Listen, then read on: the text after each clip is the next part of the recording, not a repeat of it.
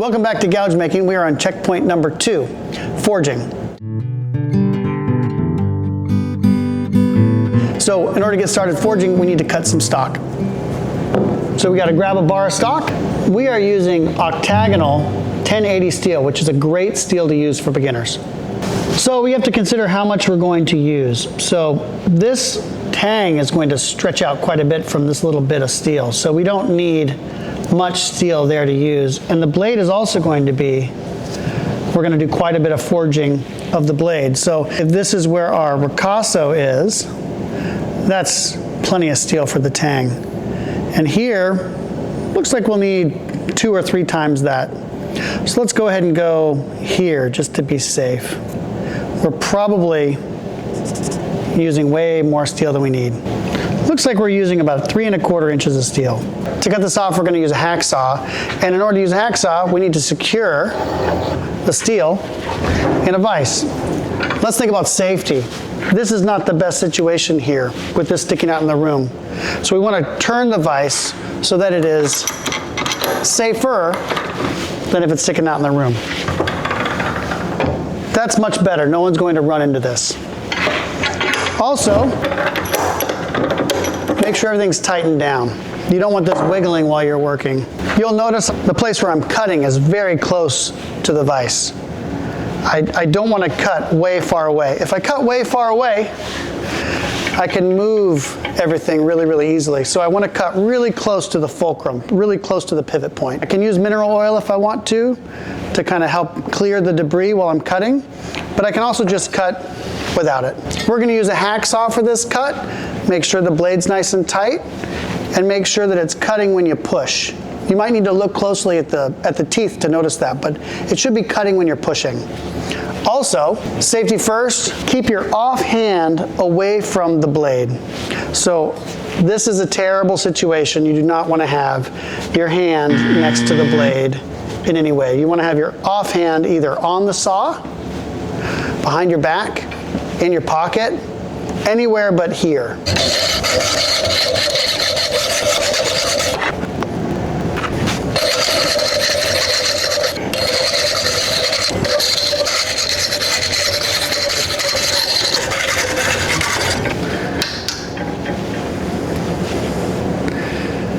All right, here we go.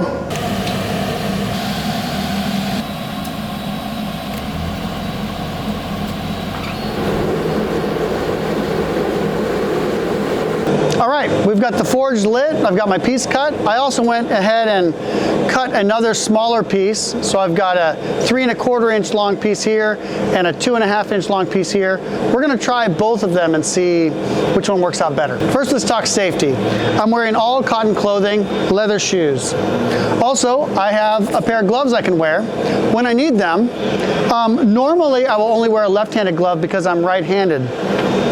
I'm going to hold the tongs in my left hand, so I have to have a glove on my left hand. Tong selection is important. I need to have a pair of tongs that can hold the piece securely. So let's start with these. Let's try the universal V-bits. Those feel pretty secure, so we'll start with those. First thing we gotta do is put them in the forge.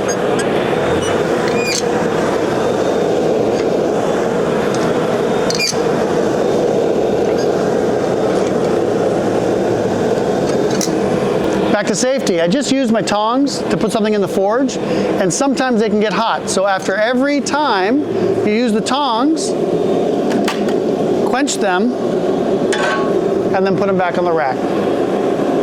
Safety don'ts with tongs. Don't touch this part of the tong with your bare hand. It gets very, very hot. Don't do that. Don't rest your tongs on your shoulder. They get very hot. You'll get burned. Let's pick out a hammer. I'm going to use this hammer. It's a 1,500 gram hammer, but you want to pick out a hammer that's a little bit too small for you. If 1,000 grams feels good, maybe go with 800. Actually, we're not hammering yet. We're using the press. Let's talk press safety. We want to keep hot stuff away from all the tubing and the wires. Just have hot stuff in the press itself. We want to only crush our material in here. We don't want to crush our tongs. So we want to keep our tongs out of this area. We don't want to put our tongs into the press to squish, just the material. The first thing we need to do is squish in the tang. So 2 pairs of gloves. Let's grab our piece out of the forge. Let's squish the tang.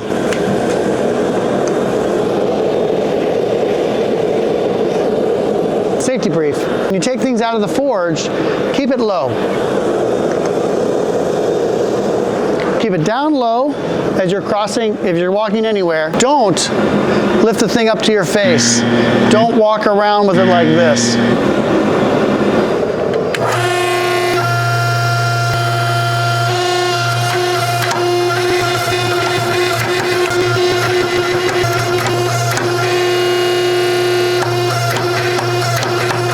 You want to be careful not to squish it too much.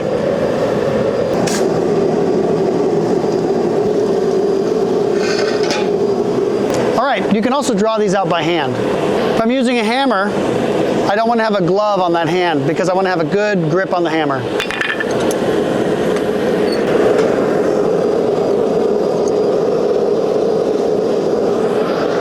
When drawing out, you want to make sure that your ricasso is off the anvil and you're just resting the part that you're smithing on the anvil. When you're happy with what it looks like that way, rotate 90 degrees and then rotate back 90 degrees.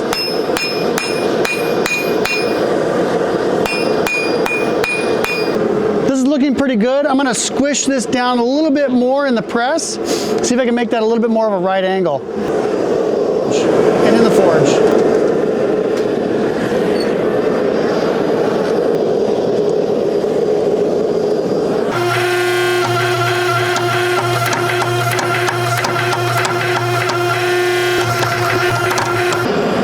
All right, so I have the tang drawn out.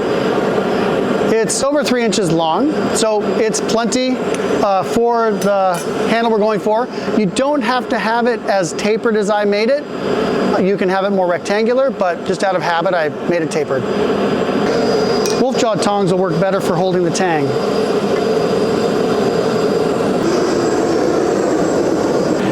Hammer safety. You want to make sure your hammer is put back in the rack when you're done using it. This is mainly because we have so many people working in the smithy. We'll have 20 or 30 kids out here, so you need to make sure your hammer isn't resting on an anvil like I normally do in my own shop. Let's work on that blade.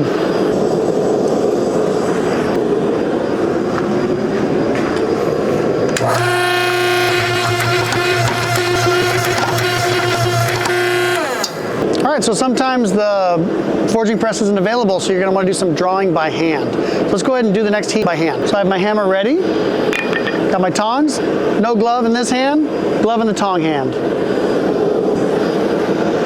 Let's keep that ricasso off of the anvil, and let's try drawing. Now when I hit like this, I'm spreading the material in this direction and this direction. So let's hit like this with the peen and see what happens.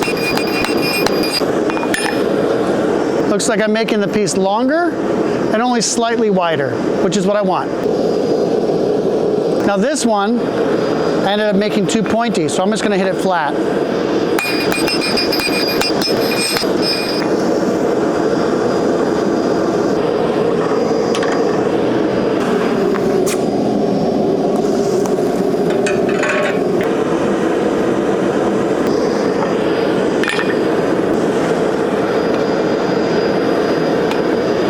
Accuracy is the most important thing. If you want to hit harder, lift the hammer higher, but don't try to swing harder. Just lift the hammer a little bit higher. Accuracy is more important than hitting hard right now though. Looks to me like this area here is way too thick, so I'm going to put that in the press again and see if I can squish down that transition a little bit. This is looking okay, although it will end up being a little bit thinner when we get done.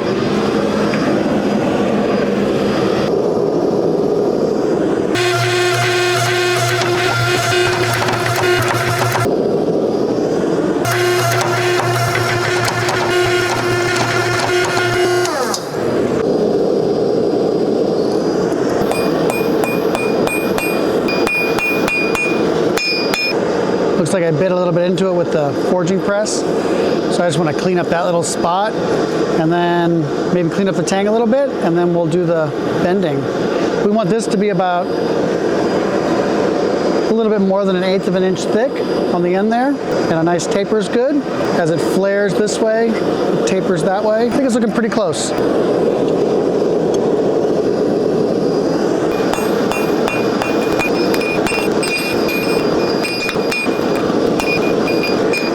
At this point, these are just little hits. I don't want to miss. I definitely don't want to hit my ricasso that's hanging off the anvil. I want to just focus on getting that blade how I want it.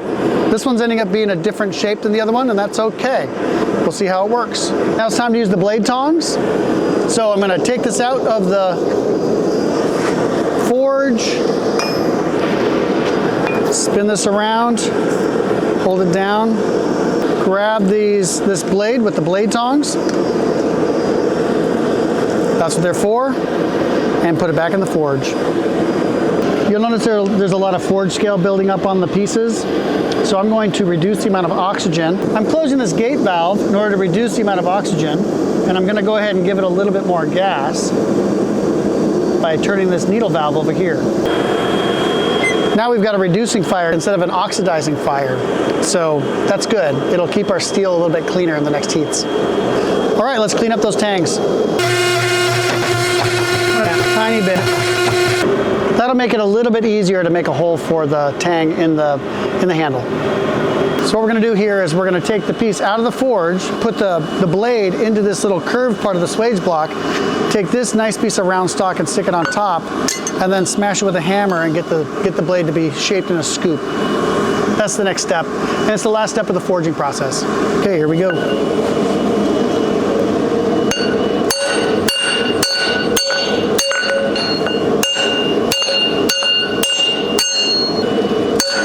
If you keep the bar moving, that's all there is to it. Let's just take a look at the piece and make sure everything is nice and straight.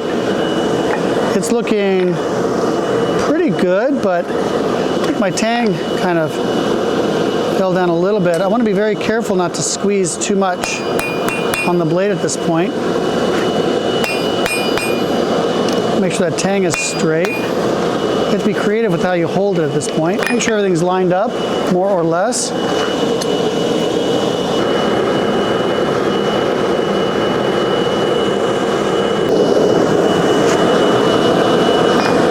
This one doesn't look like it got much of a scoop in it. It's a much narrower piece, so that radius is not really doing much. I'm going to take this one, I'm going to try something different with it. I'm going to put it into the swage block, and I'm going to hit it with the peen to try to get this to be a little bit more scooped.